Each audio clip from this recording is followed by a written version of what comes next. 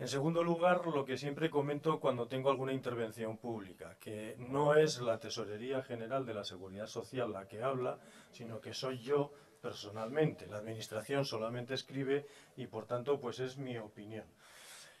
Y dicho esto, pasamos al fondo del asunto, porque a lo largo de la mañana pues iba recordando dos citas, dos impresiones que me suelen acompañar, sobre todo cuando el tiempo corre y hay que ser breve, ¿no? Una es lo que ayer mi padre me decía cuando le dije que venía aquí. Me dice: hijo, pero todavía, ¿cómo es posible que haya gente que quiera oírte? O sea, incluso mi hija me lo recordaba. Y otra era de mi abuelo, que decía: chico, tú cuando estás en silencio puedes estar sentado entre los más listos, ¿eh? Entonces vamos a hacerlo breve, vamos a reflexionar sobre este tema, y la idea y el objetivo, en primer lugar, es reflexionar sobre este asunto que nos dice Josu. Ya os pongo de manifiesto que hay tres trabajos cuya lectura recomiendo. Uno es de Koldo Irurzunugalde, de junio del 2015, que es la guía sobre la regularización laboral y del voluntariado en el deporte base, que está editado además por la escuela, y la verdad es que es un trabajo muy bueno y que es un trabajo que nos puede servir de base. El segundo trabajo es el estudio que se hace para el Gobierno a tenor de la disposición adicional 16ª de la Ley 14/2013 de 27 de septiembre de apoyo a emprendedores y su internacionalización, que, como veremos, no es que sea el grano que se nos pone en la cara, sino que ha sido precisamente el freno de mano que estaba pidiendo la reglamentación jurídica. Y lo último, pues es un estudio que hace Francisco Javier Fernández Orrico, que es doctor en Derecho y es su inspector de Trabajo y Seguridad Social, que lo titula Peculiaridades en materia de seguridad social de los deportistas. Es un trabajo que sale en la revista del Ministerio de Empleo y Seguridad Social, también del año 2015.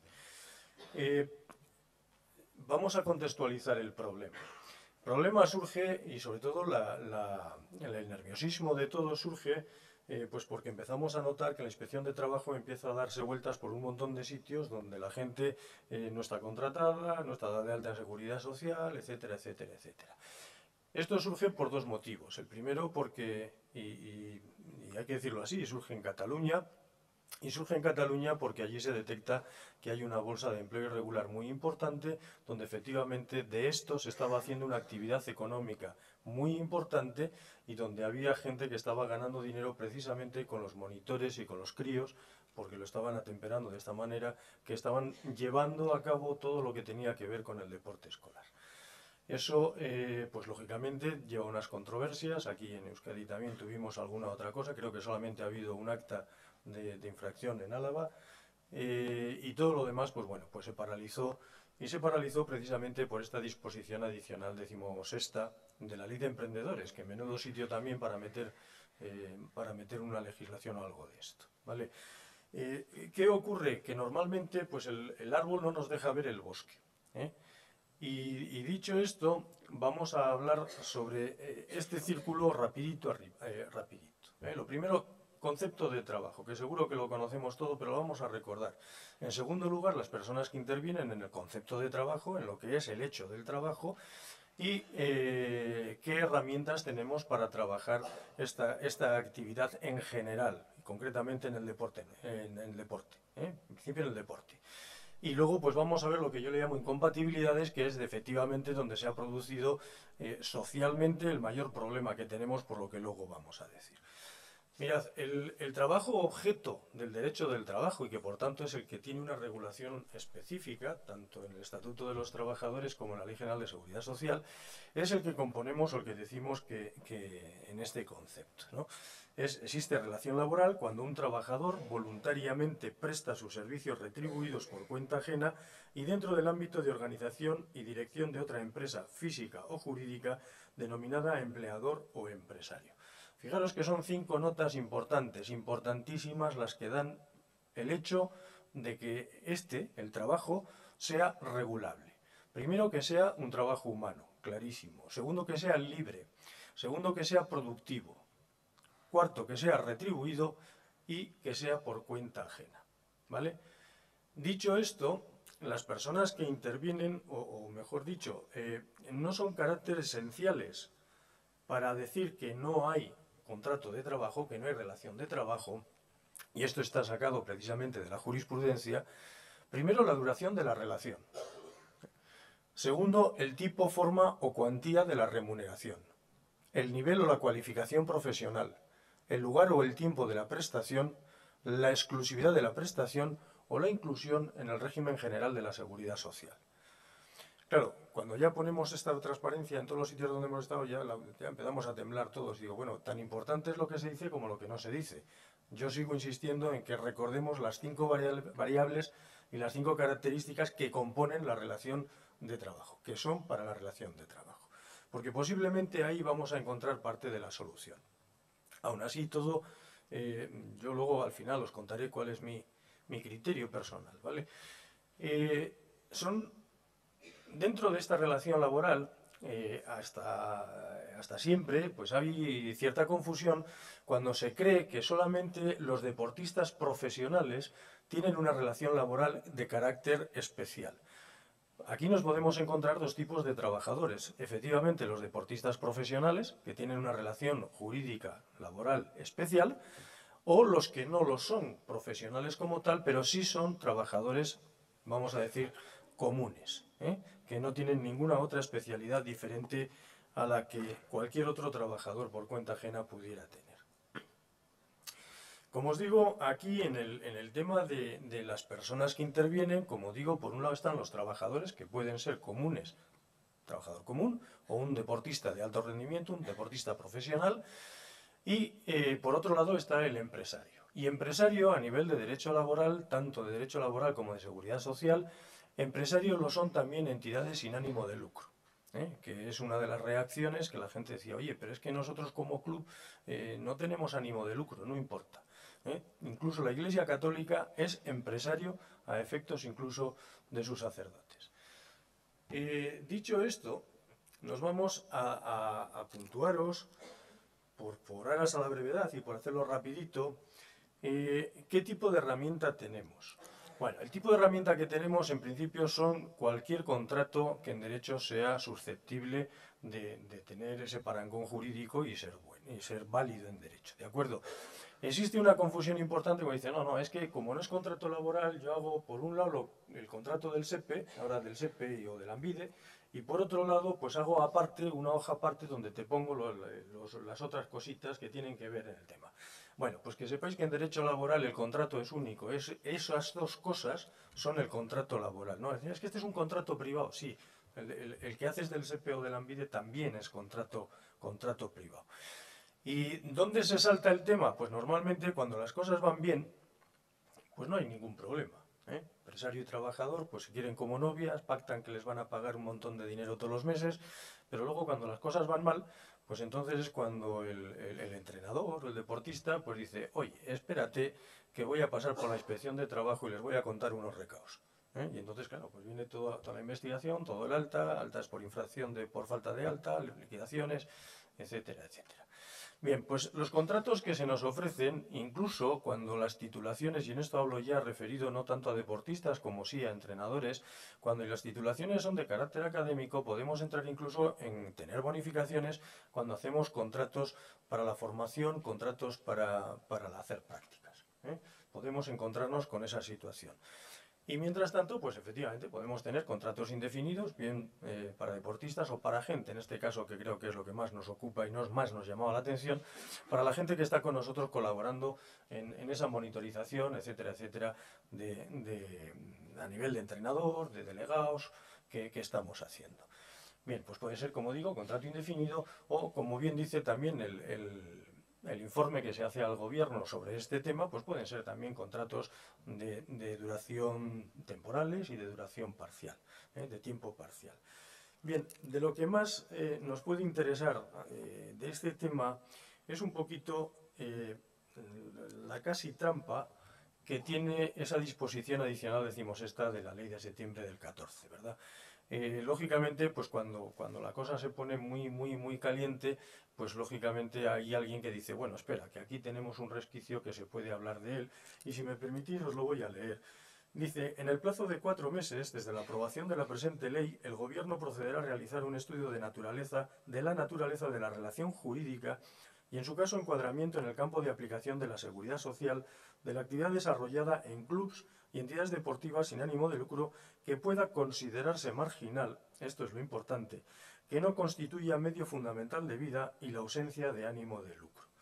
Esto, cuando se mete en esa disposición, un poco lo que se pretende es hacer una llamada a lo que ya existía de antes, que es el artículo 7.6 del texto refundido de la Ley General de la Seguridad Social, que dice que no obstante lo dispuesto en los apartados anteriores, aunque no sea una actividad marginal, o aunque sea una actividad marginal, hay que estar dado de alta, y de hecho, de toda la historia de la Seguridad Social, solamente ha habido una excepción, que han sido, curiosamente, la tenía por aquí anotada, bueno, concretamente es un decreto de 1972, de 6 de mayo, que les exceptúa a la Sociedad de Fomento de la Cría Caballar de España, que eran quienes prestaban servicios en el Hipódromo de Madrid, solo los días en los que había carreras de caballos. Pero esto también nos da otra vertiente que yo creo que hay que explorarla también. Para que se pueda dar esa exención de alta en seguridad social, los interesados, como colectivo, se pueden proponer al gobierno que efectivamente, al igual que la sociedad de cría caballar, pues nos puedan dar el hecho de que, bueno, que nosotros hacemos otra actividad y se puede llevar a esa normativización de lo que es el deporte escolar, ¿vale? Por avanzar un poquito y ir al tema que nos ocupa de las incompatibilidades, donde encontramos el mayor problema, yo por lo menos lo veo, es que se nos dice y se nos dan dos opciones. Es decir, bueno, pues podemos ser voluntarios a través de la ley de voluntariado, lo cual yo aquí lo que os animo es a que cojáis papel y calculadora y veamos qué es lo que sale más barato, porque la ley de voluntariado exige que haya una responsabilidad civil, un contrato de seguros de responsabilidad civil y otro de accidentes, con lo cual, pues bueno, pues haciendo cuentas, porque al final a mí lo que me toca es hablar de las matemáticas, pues yo creo, y lo digo además sinceramente, yo creo que es bastante más barato entrar en la otra dinámica, en la de la profesionalidad. Pero al entrar en esta dinámica sí que nos encontramos que lo que vale para todo el deporte en general, pues para el deporte escolar pues se hace duro y difícil. ¿Por qué? Pues porque en deporte escolar nos encontramos no con voluntarios, nos encontramos con voluntaristas. Gente que efectivamente pues está prejubilado, gente que es funcionario de carrera, gente que está jubilado, no ya prejubilado, sino incluso jubilado, gente que está incluso en el desempleo y que mientras está en el desempleo y cobra el desempleo pues nos ayuda y hace este tipo de cosas. Y claro, ¿qué ocurre? Pues que si decimos que toda esta gente tiene que estar de alta en seguridad social, pues acabamos de estropear la pensión de jubilación al jubilado, la incompatibilidad al funcionario que tiene incompatibilidad, incluso en el derecho privado, en la relación laboral normal, privada, no pública, entre una empresa y un trabajador que tenga complemento de exclusividad y se le exija esa exclusividad. Y lo mismo nos pasaría pues con todas estas situaciones que os comento aquí, incluso de rentas básicas. Los autónomos, por ejemplo, sector público, pensionistas, rentas básicas, ¿verdad? Y ahí sí que nos encontraríamos con un problema muy serio. Un problema muy serio. Aquí es donde fundamentalmente, pues bueno, pues la gente que estaba tocada se acogía y decía, joder, es que si hacéis esto, nos cargamos el deporte escolar, ¿no? Y un poco, pues las noticias de prensa iban por ese camino. ¿Qué hacemos con todo esto, no? ¿Qué hacemos con todo esto? Bueno, pues yo creo que esto es tan sencillo como volver a repasar lo que os decía antes. Dar un paso atrás y ver el bosque en vez de ver solamente el árbol, ¿no? Decíamos que eran trabajo humano, libre, productivo, retribuido y por cuenta ajena. Si no se reúnen estas características, pues lógicamente no estamos hablando de un trabajo objeto del derecho del trabajo. ¿Vale? Es importante también tener en consideración, y lo estoy haciendo cortito, pero seguro que me lo agradecéis todos, el hecho de que las licencias deportivas jurisprudencialmente no son referente. No son referente. A los que estáis sacando fotos de la transparencia, no os preocupéis, yo os la dejo aquí que os las pasen. No hay ningún problema, no hay ningún problema. ¿vale? En el sentido que hay licencias profesionales, licencias de aficionados, y luego pues está ese cúmulo de cosas que tenemos con la licencia de deporte escolar. Yo entiendo que el deporte base, el deporte escolar, pues como lo tenemos en Vizcaya por lo menos, hasta cadetes, infantiles también incluidos, y entonces aquí pues bueno, pues viene una amalgama de mucha gente que colabora en muchas cosas y que yo sí creo que hay que tenerlo en consideración, porque creo que es una tarea muy importante. Y esta mañana yo cuando venía casi me sentía un poquito el patito feo, pero después de la primera intervención de Guillem, pues al final es que es así. O sea, mi conclusión es que los mejores tienen que estar en deporte escolar, y de eso yo me lo he oído muchas veces, tienen que estar en deporte escolar, y a estos que son los mejores hay que pagarles, hay que retribuirles y hay que tenerles como Dios manda. ¿Para qué? Pues para estar con ellos. Olvidarnos un poquito de todo ese espectáculo, que sí es cierto que ese espectáculo genera mucho dinero, pero yo creo que nosotros en deporte escolar lo que generamos es otra serie de cosas. No precisamente dinero, sino expectativas de futuro. Creamos sociedad. Y si creamos sociedad, yo creo que con la Autoritas y el magisterio que invocabas tú antes, pues ahí tienen que estar gente no solamente profesional física en los aspectos físicos de entrenamiento deportivo, que sepan lo que tienen entre manos, que sepan que con el valor medicinal de 5 kilos no pueden hacer fuerza con críos de 5 años, que no los maten, pero por otro lado también tiene que ser gente con esa autoridad que cree sociedad. Y yo creo que esto al final, a pesar de que los políticos lo ven como gasto, yo lo veo como inversión. Y yo por eso abogo en este tema, abogo porque esto sea así. Y dicho esto, pues claro, cuando nos ponemos a hacer actividades deportivas, pues desde el punto de vista mío, la actividad deportiva conlleva también una actividad económica pues bastante importante, donde interviene mucho tipo de gente, y os he puesto ahí pues esos tres staffs que podemos, digamos, diferenciarlos de alguna manera, ¿no? Por un lado el staff de los gestores, donde pues están el presidente, los directivos, están los administradores, y claro, ahí cada uno también pues tiene su desempeño y tiene su importancia en lo que tiene que ver con la relación laboral y con la relación de seguridad social. Pues posiblemente el presidente sea un hombre voluntarista que está pues por méritos populares, lo mismo que los directivos, que ponen su tiempo pues para organizar y dirigir. El administrador pues ya es un poco más, es una figura que puede ser también voluntarista, pero ya puede ser también o tener connotaciones de un trabajador por cuenta ajena. Al final es el que lleva los papeles, depende quién sea, qué tipo de documentación se lleve, cómo se organice, etcétera, etcétera, ¿no? Me sorprende en muchas ocasiones que haya compañeros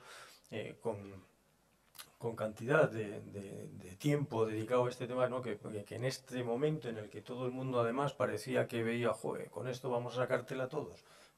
Los contables, los otros, aquí se hacía a nivel de asesorías, y tanto contables como jurídicas, en la boca agua, jo, fíjate, ahora vamos a hacer contratos a todos. Bueno, pues efectivamente se sorprendía este compañero mío diciendo, pero ¿cómo? ¿También tenemos que dar contabilidad? Y dices, pues hombre, pues es conveniente. Y si además la contabilidad pues está de acuerdo con la ley de contabilidad, pues muchísimo mejor, porque eso es lo que te van a pedir. Bueno, pues efectivamente, en general, lo que son sociedades o asociaciones sin ánimo de lucro, tenemos un afán muy voluntarista, y yo creo que teníamos que ir cambiándolo a un sistema ya de una actividad profesional más seria, no tanto por la gente que interviene, sino por el hecho mismo de la propia actividad. Lo que no puede ocurrir, que ese es el problema, o parte del problema de donde venía este tema, es que, bueno, pues que tengamos a los chavales cadetes de 16 años, 17, entrenando a los benjamines, que les damos 50 euros al mes o 70 euros al mes, y mientras tanto le estamos cobrando 300, 400 euros a cada familia por esa escuela deportiva de fútbol, que lo que sirve, o para lo que sirve, es para mantener las cuentas más o menos claras, más o menos limpias del equipo de arriba. Entonces, claro, pues eso se conjuga difícilmente. Se conjuga difícilmente. Lo mismo pasa con el staff deportivo, sería otro tipo de situación, y que también habría que estimarlo. Y luego pues todos los demás que intervienen, pues utilleros, cuidadores de campo, los que llevan los bares, los limpiadores, etcétera, etcétera, etcétera. ¿Soluciones generales? Pues soluciones generales no se pueden dar, porque esto es tan fácil y tan difícil como que hay que analizar cada una de las situaciones y ver efectivamente en qué tipo de situación tenemos y qué tipo de obligaciones, tanto legales como fiscales, como de seguridad social, encontramos en esa relación concreta de trabajo con quienes participan en el deporte escolar. La escapatoria que ahora mismo tenemos, que no es a la que más me gusta a mí, es la de la actividad familiar. Estamos metidos los padres, estamos metidos los tíos, los abuelos, y entonces, bueno, pues a través de esa actividad familiar, efectivamente no estaríamos dentro del hecho de trabajo como objeto de derecho, ¿de acuerdo? Y la conclusión a la que llego, pues sería un poco esto, ¿no? Teníamos una opción voluntarista, benévolo, de amistad, sin ningún tipo de remuneración, que lógicamente ahí no hay ninguna posibilidad alguna de que la Inspección de Trabajo pretenda laboralizar la situación.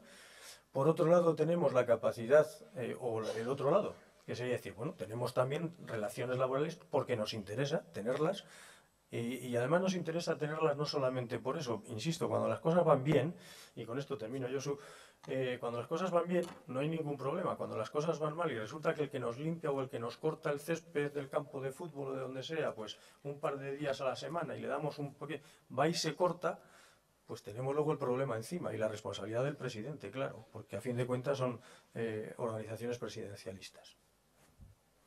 Gracias.